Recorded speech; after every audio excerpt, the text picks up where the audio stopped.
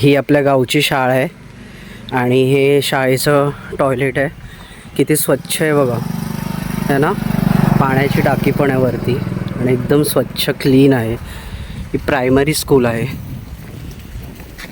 आणि परिसर पण इतका मस्त आहे बघा शाळेचं. कूल ना. चलो.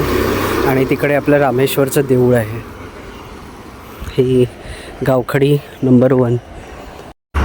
इथे बऱ्याच गोष्टी बघा ना क्रिएटिव्हली केलेल्या आहेत प्लॅस्टिकच्या बॉटल्सना, है ना. सुपर्ब, मस्त.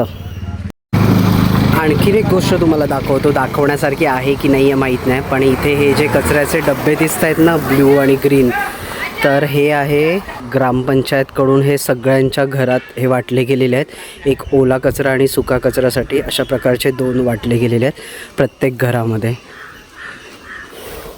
मस्त काम चालू आहे.